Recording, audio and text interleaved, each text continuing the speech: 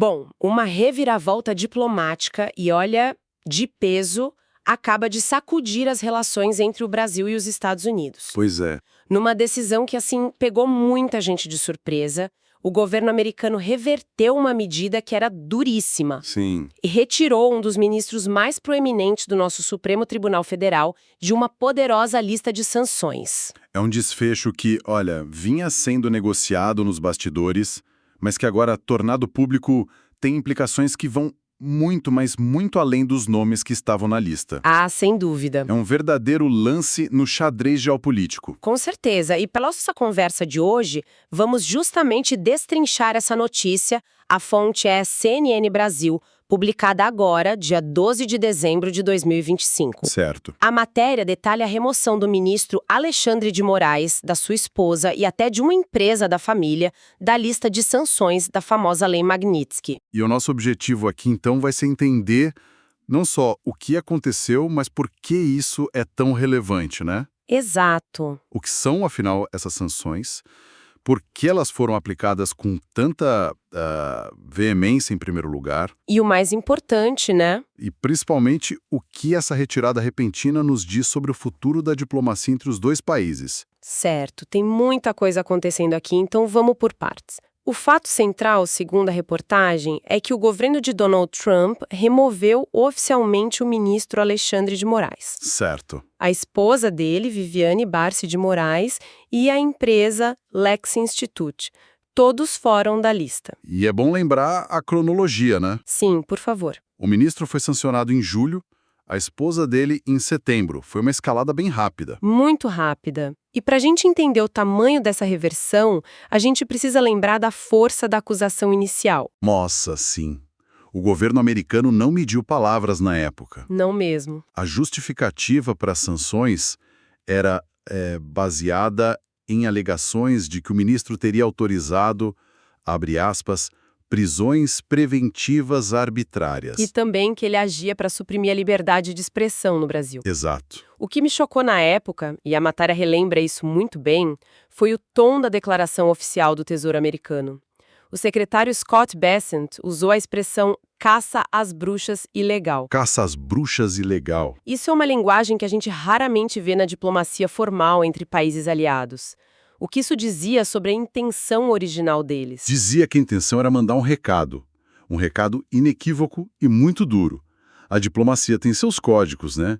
E usar uma linguagem assim é tipo quebrar o protocolo para mostrar um descontentamento extremo. Ele foi além, não foi? Foi. Ele chegou a dizer que o ministro atuava como juiz e júri. A mensagem era clara.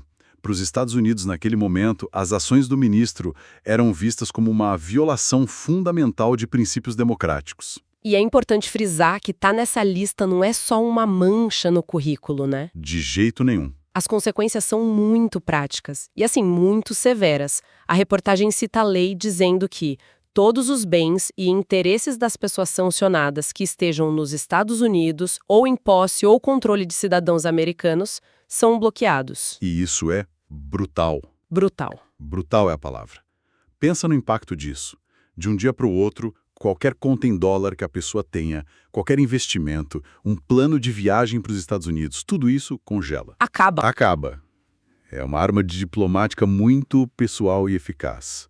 Não é só uma declaração política, é uma ação econômica e financeira que isola o indivíduo do sistema financeiro global que é liderado pelos Estados Unidos. Por isso, a remoção é uma notícia tão grande. E essa crise diplomática não ficou nos bastidores, certo? Ela escalou até o topo. Exatamente. O que me parece um sinal do quão sério o Brasil levou essa questão. A CNN Brasil é categórica, ela diz que a medida deteriorou drasticamente a relação entre Estados Unidos e Brasil. Sem dúvida. E o que é fascinante é a velocidade com que isso saiu da esfera assim, dos embaixadores e chanceleres. E foi parar na mesa dos presidentes. Exato. A reportagem confirma que houve uma conversa direta entre o presidente Luiz Inácio Lula da Silva e Donald Trump em outubro. Uma conversa específica sobre esse assunto? Especificamente sobre esse assunto. Isso mostra o nível de prioridade que o tema alcançou. Uma ligação entre Lula e Trump sobre um tema desses, eu imagino que não tenha sido um papo muito simples. Com certeza não. A matéria diz que o Lula argumentou que a medida era injusta e defendeu a soberania do judiciário brasileiro.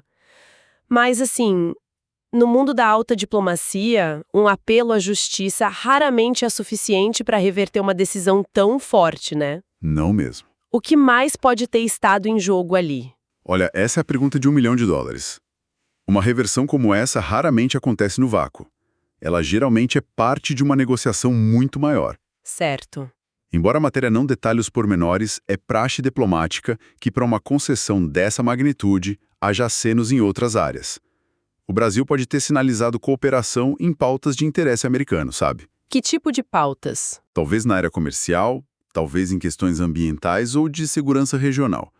O Brasil é um parceiro estratégico importante demais para os Estados Unidos manterem no cantinho do castigo por muito tempo. Faz sentido. A remoção da sanção pode ter sido preço para normalizar a relação e avançar em outras frentes. E o que torna tudo ainda mais complexo é o gatilho original de toda essa tensão. Sim. A reportagem nos lembra de uma das justificativas centrais do governo Trump para sanções, a condenação do ex-presidente Jair Bolsonaro por participação numa tentativa de golpe de Estado depois das eleições de 2022. Exatamente. Então, o mesmo governo que usou essa condenação como pretexto, agora volta atrás. É um zigue-zague político notável. É notável. E isso conecta a sanção a um dos eventos mais traumáticos da história política brasileira recente. Sem dúvida. A medida não surgiu do nada, né? Ela foi publicamente atrelada a um veredito específico do nosso judiciário sobre uma figura política que tem sim apoio de parte do establishment americano. E a reversão, então, sugere o quê? Sugere um cálculo pragmático. Que tipo de cálculo? Pode indicar que, para a administração Trump, a estabilidade da relação com o Estado brasileiro, que hoje é liderado pelo Lula, se tornou mais importante do que a defesa de uma figura política específica que já não está no poder. Entendi. Talvez a pressão de setores empresariais americanos com interesses no Brasil, ou a necessidade de ter um aliado forte na América do Sul para outras pautas globais, tenha pesado mais na balança. É a Realpolitik em ação. É a Realpolitik em sua forma mais pura. A geopolítica e economia falando mais alto que o barulho político. Mas o que me intriga é a ferramenta legal por trás de tudo isso.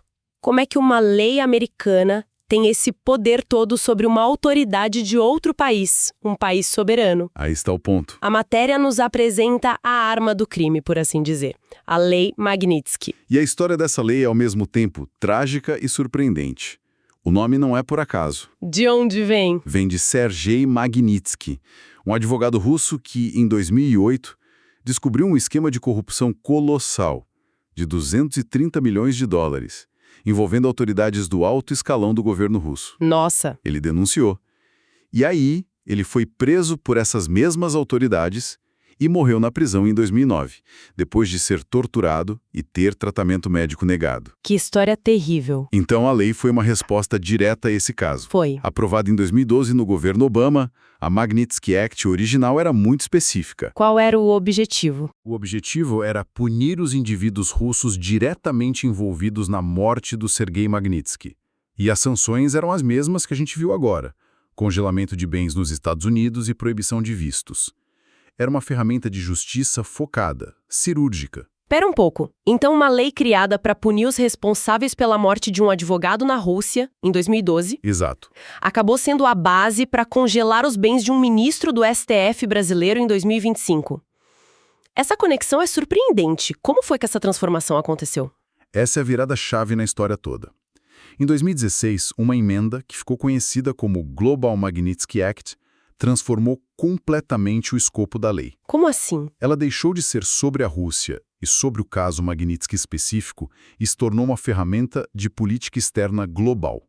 A partir daí, o presidente dos Estados Unidos ganhou o poder de sancionar qualquer pessoa em qualquer lugar do mundo acusada de duas coisas. Gravidez significativa ou graves violações de direitos humanos? E aí tudo se encaixa. O que era um bisturi virou um martelo. Exatamente. Uma lei que nasceu de uma tragédia específica na Rússia se tornou um dos instrumentos mais poderosos e, imagino, temidos da política externa americana. Precisamente.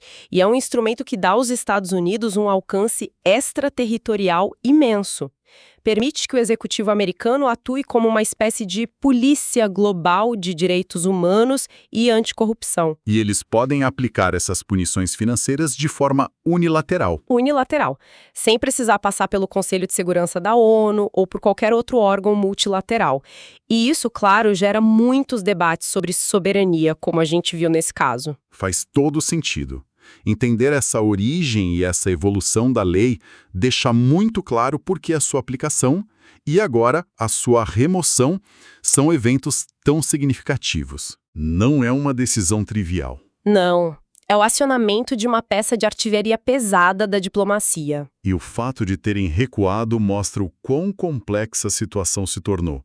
Usar essa arma tem um custo diplomático e, às vezes, o governo que a dispara decide que o custo se tornou alto demais. Então, fazendo um balanço de tudo que a gente discutiu, vimos uma reversão súbita e importante na política externa dos Estados Unidos para o Brasil, desarmando uma crise diplomática que se arrastava há meses. Certo. E, para entender como chegamos aqui, exploramos a ferramenta por trás de tudo, a Lei Magnitsky, com essa origem surpreendente na Rússia e sua transformação em um poder global. Se a gente conectar isso a um quadro maior, o que esse caso todo realmente expõe é a natureza por vezes transacional da política externa moderna. Como assim? Ele ilustra como a legislação interna de um país pode ter repercussões globais profundas, colidindo diretamente com o conceito de soberania de outras nações. É um choque de princípios, de certa forma. A soberania do judiciário de um país contra uma lei transnacional de direitos humanos de outro. É mais do que isso. O que esse episódio revela é que, para uma superpotência como o ZEUA, a aplicação de sanções baseadas em valores, como a defesa da liberdade de expressão, pode ser uma ferramenta flexível, quase tática. Certo. O recado dessa reversão não é apenas para o Brasil, é para o mundo todo. E que recado é esse? É que a estabilidade de uma parceria estratégica pode, em determinados momentos, ter um peso maior na balança do que a aplicação consistente de uma política de sanções. O que nos deixa com uma última provocação para quem nos ouve, baseada estritamente no que a matéria apresentou. Vamos lá. A remoção das sanções vinda do mesmo governo que as impôs, citando a condenação de um ex-presidente, levanta uma questão intrigante para o futuro. E a questão é, o que essa mudança de postura, essa reversão completa, sinaliza sobre como os Estados Unidos enxergam e lidam com os processos judiciais internos de outros países? É uma boa pergunta. Será que a soberania jurídica de uma nação é um princípio a ser respeitado ou é uma peça que pode ser negociada no tabuleiro diplomático, dependendo dos interesses do momento?